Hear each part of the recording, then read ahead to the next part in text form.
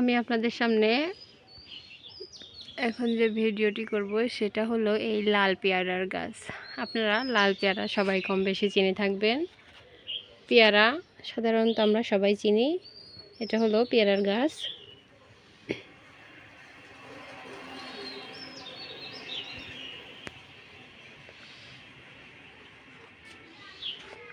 এটা হলো লাল পেয়ারা।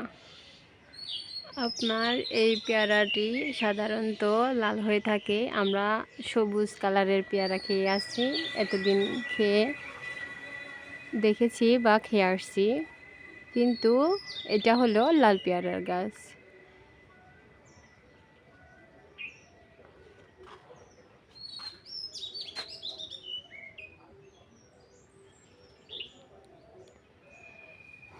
এই পেয়ারাটির আমরা যেমন সাধারণত সিম্পল যে পেয়ারাগুলো খেয়ে থাকি, সেই পেয়ারাগুলোর ভেতরে সাদা বীজ এবং সাদা সুন্দর সাদা কালার হয়ে থাকে, কিন্তু এটা সাদা কালার না। এটা সম্পূর্ণই যেমন উপরের দিকটা লাল, তেমনি ভেতরের দিকটাও লাল, খেতেও লাল, খেতেও অনেক সুস্বাদু লাগে। এই দেখুন, এই পেয়ারাগুলো লাল কালারের, পাতার মতোই লাল কালার ধরে রয়েছে।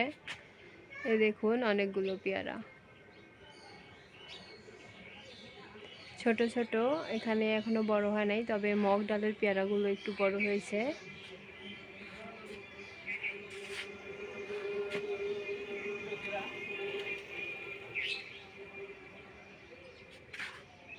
এই দেখুন এই পেয়ারা গাছটি সম্পূর্ণ গাছ। এটা হলো পেয়ারার, এই লাল পেয়ারার ফুল। এই পেয়ারার ফুলগুলো সাধারণত লাল কালারের হয়ে থাকে, আর পাতাগুলো দেখুন লাল।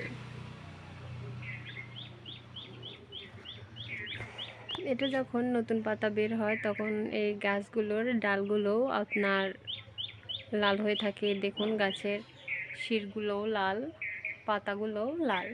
ওই দেখুন পাতাগুলো লাল হয়ে গেছে, কিন্তু যখন নতুন পাতা বের হয় তখন এটি সবুজ রঙের হয়ে থাকে। তারপরে পাতাগুলো যখন আস্তে আস্তে হয়, বৃদ্ধ হতে থাকে, তখন এই পাতাগুলো আপনার এই লাল বর্ণের হতে থাকে।